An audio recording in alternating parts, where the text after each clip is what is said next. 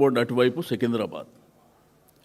అయితే హిస్టారికల్ చరిత్ర ఉన్నటువంటి సికింద్రాబాద్ లష్కరు బోనాలు, సికింద్రాబాద్ రైల్వే స్టేషన్, రెండోది కంటోన్మెంట్ అంటే రాష్ట్రపతి విడిది, సికింద్రాబాద్లో ఉన్నటువంటి క్లాక్ టవర్. ఈరోజు దేశం ప్రపంచంలో లష్కర్ బోనాలు అంటే చరిత్ర ఉన్నటువంటిది. సికింద్రాబాద్ ఒక కార్పొరేషన్గా ఉండే, చెదర్ఘట్ కార్పొరేషన్, సికింద్రాబాద్ కార్పొరేషన్ అని ఉండే.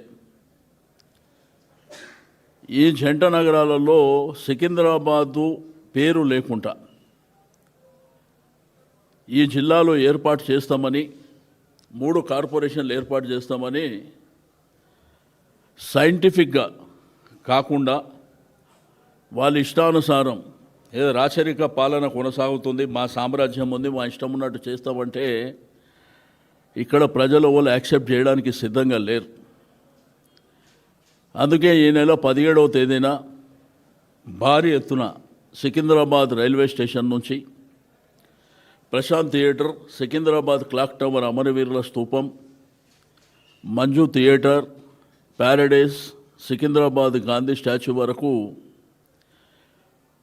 కలిసొచ్చే పార్టీలని, ప్రజల్ని, మేధావులను అందరినీ కలుపుకొని, అంటే సికింద్రాబాద్ యొక్క చరిత్రని రూపుమాపే ప్రయత్నం చేస్తున్నటువంటి ప్రభుత్వాన్ని కిందికి దించేటువంటి ప్రయత్నం చేయడమే కాకుండా ఎట్టి పరిస్థితుల్లో సికింద్రాబాద్ని ఇగ్నోర్ చేస్తే వదిలిపెట్టే ప్రసక్తే లేదు. అది చరిత్ర. రాజశేఖర రెడ్డి గారు ఉన్నప్పుడు 202 సంవత్సరాల సెలబ్రేషన్స్ కూడా జరిగినటువంటి ప్రభుత్వానికి మా ప్రాంత ప్రజలు ట్యాక్సులు కడుతున్నారు. మా ప్రాంతం ట్యాక్సులు మాకే ఖర్చు పెట్టాలనేటువంటి ప్రధానమైనటువంటి డిమాండ్తోని లష్కర్ సాధన సమితి ఒకవైపున ప్రయత్నం చేస్తున్నటువంటి సందర్భం. ఆ పక్కన డిఫెన్స్ ఉంది, రాష్ట్రపతి విడిది ఉంది, కంటోన్మెంట్ బోయిన్పల్లి ప్రాంతం ఉంది, పరేడ్ గ్రౌండ్ ఉంది. ఈ చరిత్రని రూపుమాపేటువంటి ప్రయత్నం ఈ ముఖ్యమంత్రి గారు వారి ప్రభుత్వం మరి చేస్తున్నటువంటి సందర్భం. వాళ్ళకి ఏమీ లేదు, మీకు డివిజన్లు కూడా ఇష్టానుసారం చేశారు. ఫర్ ఎగ్జాంపుల్ కుక్కట్పల్లి నియోజకవర్గానికి వచ్చేటువంటి బేగంపేట ప్రాంతాన్ని తీసుకుపోయి మల్కాజిగిరిలో కలుపుతా అంటారు, కొన్ని తీసుకుపోయి సైబరాబాద్ కలుపుతా అంటారు. పోలీస్ స్టేషన్లో కూడా ఒక లెక్కపత్రం లేకుండా. సికింద్రాబాదు పార్లమెంటరీ నియోజకవర్గం ఉంది, అంబర్పేట కానీ, సికింద్రాబాద్ అసెంబ్లీ కానీ, సనత్ నగర్ కానీ, ఈ వైపున ఖైరతాబాద్ కావచ్చు, జూబ్లీ హిల్స్ కావచ్చు, కార్వాన్ కావచ్చు, మరి అదేవిధంగా హిమాయత్ నగర్లో ఒక డివిజన్ కావచ్చు. దీన్ని ఆ రోజు నిజాం ప్రభుత్వం ఉన్నప్పుడు దీని హిస్టారికల్ బ్యాక్గ్రౌండ్తోని డిఫెన్స్ వాళ్ళ ఆదేశం మేరకు పెట్టినటువంటి పేరు అది. దాన్ని రూపుమాపే కుట్ర చేయడమే కాకుండా వారి ఇష్టానుసారం ఇక మా రాజ్యం ఉన్నది, మేము రాచరికం చేస్తాం, మా ఇష్టం ఉన్నట్టు చేస్తామంటే వదిలిపెట్టే సమస్యనే లేదు. టెంపరవరీగా మీరు ఉంటారు, ఇంకా 3 ఏళ్ళే. 3 ఏళ్ళ కాలంలో కూడా మా ఇష్టానుసారం చేస్తారంటే ఇక్కడ ఎవరు ఊరుకునే పరిస్థితులు లేరు. సికింద్రాబాద్కు ఒక ఘనమైనటువంటి చరిత్ర ఉంది, అక్కడనే కార్పొరేషన్ ఉన్నది, ఆల్రెడీ జిహెచ్ఎంసీ కార్పొరేషన్ ఉంది అక్కడ. దీని హిస్టారికల్ బ్యాక్గ్రౌండ్ని పక్కన పెట్టి సికింద్రాబాద్, ఇప్పుడు మల్కాజిగిరి అనేది ఒక గ్రామం, సైబరాబాద్ అనేది ఒక గ్రామం, శంషాబాద్ అనేది ఒక గ్రామం. కాలక్రమేణా డెవలప్మెంట్ జరుపుకుంటూ పోయినాయి. ఆ ప్రాంతాలని ఇగ్నోర్ చేయమని మేము చెప్పాం. కానీ చరిత్ర ఉన్న సికింద్రాబాద్, హైదరాబాద్లో ఎవరు వచ్చినా జంట నగరాలు, నిన్న శ్రీధర్ బాబు గారు పదే పదే జంట నగరాలు అని మాట్లాడండి. జంట నగరాలు ఏవి? సికింద్రాబాద్, హైదరాబాద్ కలిస్తే జంట నగరాలు. ముఖ్యమంత్రి గారికి ధైర్యం ఉంటే హైదరాబాద్ పేరు తీసేయమని చెప్పు.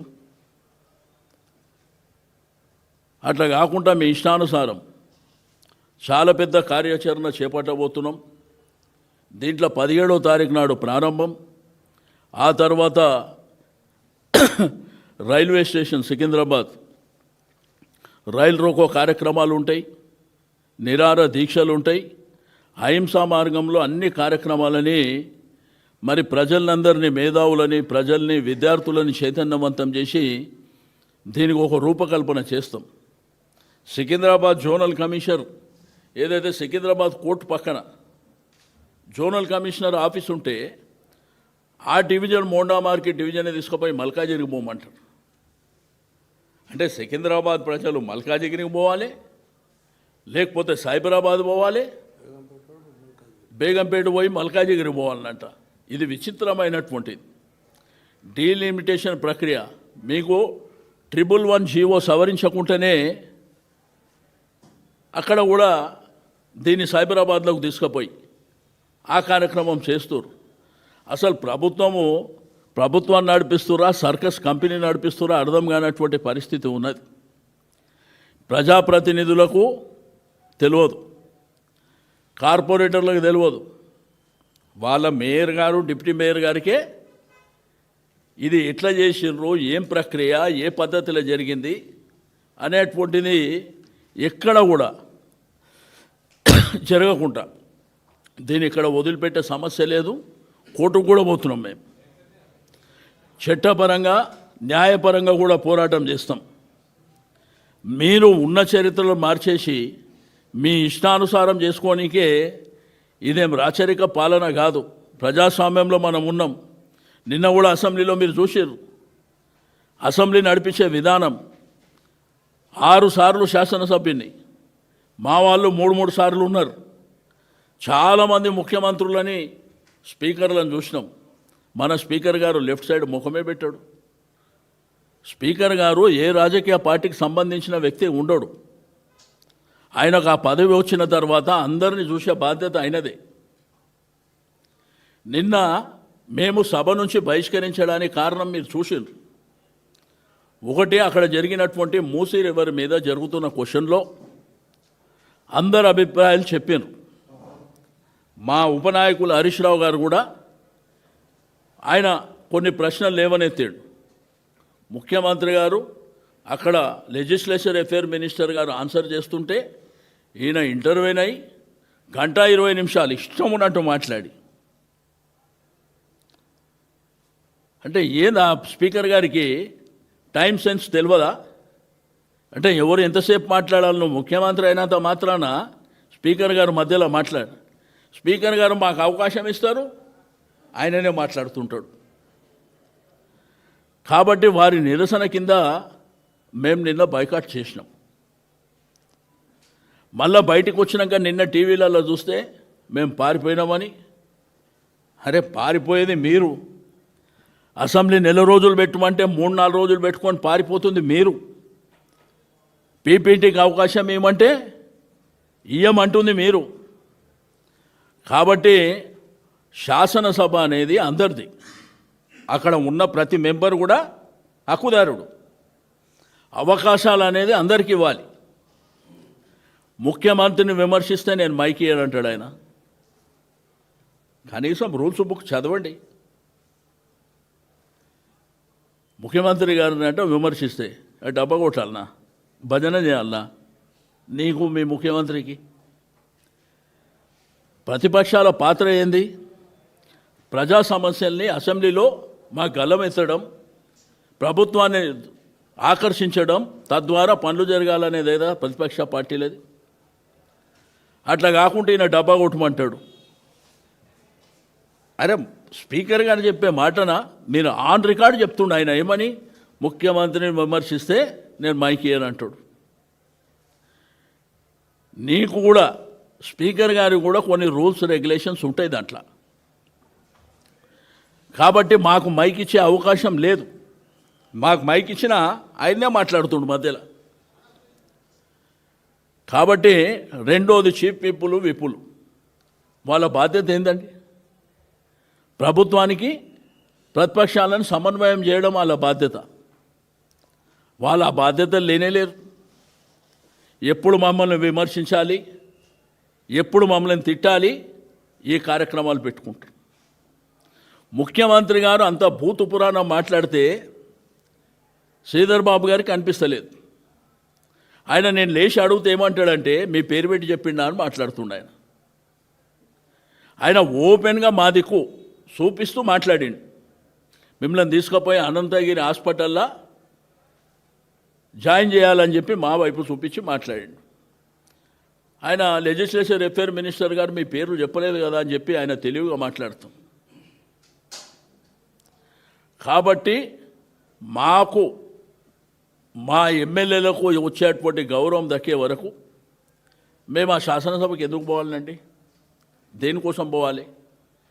ఇప్పుడు ఆడ మాకు మైక్ ఇవ్వనంటారు, ప్రతి విషయం బుల్డోజ్ ఇచ్చే కార్యక్రమం.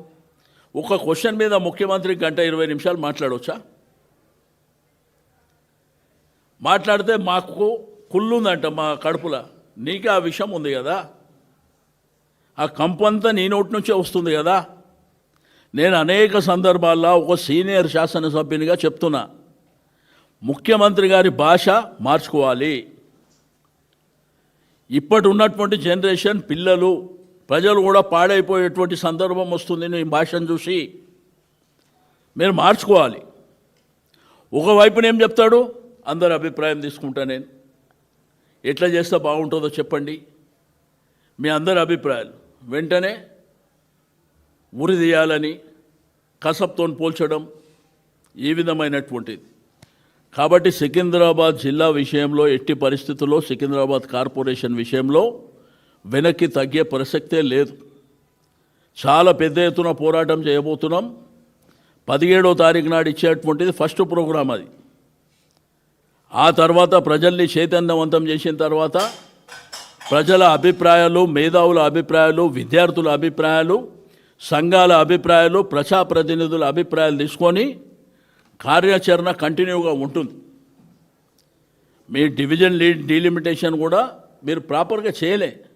4-5 రోజులలో జరుగుతుందా ఎక్కడన్నా? ఇంత పెద్ద గ్రేటర్ హైదరాబాదు 24 అసెంబ్లీ నియోజకవర్గాలు ఉన్నటువంటి పరిధిలో మీరు వారం లోపల అన్నీ జరిగిపోయినాయి అంటాడు. ఏ పద్ధతిలో చేసిర్రు? ఎవరిని అడిగినరు? ప్రజల్ని కన్సర్న్ చేసిర్రా? లేదు ప్రజాప్రతినిధిని అడిగినరా? ఎవరిని అడగకుండా మీ ఇష్టానుసారం చేసుకొని నా ఇష్టం ఉన్నట్టు నేను చేసుకుంటా అంటే చరిత్రను కూడా మార్చేస్తామంటే. అరే జంట నగరాలంటేనే Hyderabad, Secunderabad. Tank Bund left side Secunderabad, right side Hyderabad. నీకు దమ్ముంటే హైదరాబాద్ పేరు మారుస్తా అని చెప్పు. అరే సికింద్రాబాద్ కల్చరు, సంస్కృతి, అక్కడ ఒక చరిత్ర ఉన్నది. ఆ చరిత్రను నువ్వు మార్చేసి కొత్తగా ఏర్పడ్డటువంటి గ్రామాలకు నువ్వు పోవాలన్న పద్ధతిలో మీరు చేస్తే దీన్ని సమాజము మిమ్మల్ని అప్రిషియేట్ చేసే పరిస్థితి కాదు, మిమ్మల్ని పొందబెట్టే పరిస్థితి వస్తుంది, గుర్తుపెట్టుకోవాలి. నిన్న శ్రవణ్ గారు శాసన మండలిలో చాలా డీటెయిల్గా చెప్పిండు అసలు మీరు చేసే పద్ధతి కరెక్ట్ కాదని. ఎవరైనా గూగుల్ మ్యాప్లో చూసి నీకు సిస్టమ్ని అంతా మార్చేస్తామని అంటే ప్రజల మనోభావాలతో మీరు ఆడుకుంటారా? ఏమి ఇష్టం ఉన్నట్టు మీరు చేసుకునే హక్కు మీకు ఉన్నదా? అరే మేము రాచరిక పరిపాలన మాదిరి ఎప్పుడో చరిత్రలో పుస్తకాలు చదివినప్పుడు రాచరికం అంటే ఏ పద్ధతిలో ఉంటుందో ఆ పద్ధతిలో చేసుకుంటూ పోతామనే విధంగా మీరు ప్రవర్తిస్తే ఏం పద్ధతి అండి? అసెంబ్లీలో అదే పద్ధతి. 5 మంది ఎమ్మెల్యేలు ఉంటే 5 మందికి ఆ రోజు అవకాశం ఇచ్చినాం మేము. అంటే ఇక్కడ శాసనసభ అంటే మీ మీ మీ ఆస్తియా? మీ గాంధీ భవనా? ఏమి ఇష్టం ఉన్నట్టు చేసుకోనీకే? అది పద్ధతి లేదు. ఇంత పెద్ద గ్రేటర్ హైదరాబాద్ని మీ ఇష్టం ఉన్నట్టు డివిజన్లు కానీ అక్కడ ప్రజలతోని సంబంధాలు లేకుండా గూగుల్ మ్యాప్ ముంగట పెట్టుకొని నువ్వు గీసుకుంటా పోతే ఏం పద్ధతి అది? మీ కమిషనర్లు, జోనల్ ఆఫీసులు, మీ వార్డ్ ఆఫీసులు అక్కడ పెట్టుకొని అక్కడ ఉన్నోళ్ళంట. ఇప్పుడు అమీర్పేట ఉంది, అమీర్పేటలో వార్డ్ ఆఫీస్ ఉన్నది, ఖైరతాబాద్లో జోనల్ ఆఫీస్ ఉంది. అక్కడ ఉండంటే శంషాబాద్కు పోవాలంట. ఏం పద్ధతి అది? అక్కడ ప్రజలకు పరిపాలనా సౌలభ్యం కోసం కేసీఆర్ గారు ప్లాన్ చేశారు ఆ రోజు. మేము కూడా ఆ రోజుల్లో 150 డివిజన్లు చేసినప్పుడు ప్రజల్ని కన్సల్ట్ చేసినాం, ప్రజాప్రతినిధులను కన్సల్ట్ చేసినాం, అధికారులను కన్సల్ట్ చేసినాం. మీరేంది మీ ఇష్టం ఉన్నట్టు చేసుకోనికే? కాబట్టి సికింద్రాబాద్ ప్రజలు యాక్సెప్ట్ చేసే ప్రసక్తే లేదు. సేమ్ టైం అన్ని నియోజకవర్గాలలో ఎక్కడెక్కడైతే డీలిమిటేషన్ అని చెప్పినరో ఇష్టం ఉన్నట్టు చేసేసారు. పద్ధతి లేదు, పాడు లేదు. కనీసం మేయర్కు తెలియదానండి. నేను కౌన్సిల్లో ఆన్ రికార్డ్ మేయర్ గారిని గుండె మీద చేసుకొని చెప్పండి మీకు తెలుసా అంటే ఆమె ఓపెన్ ఆన్ రికార్డులే చెప్పింది, అన్న నాకు కూడా తెలియదు అని చెప్పి. మరి ఏం పద్ధతి ఇది?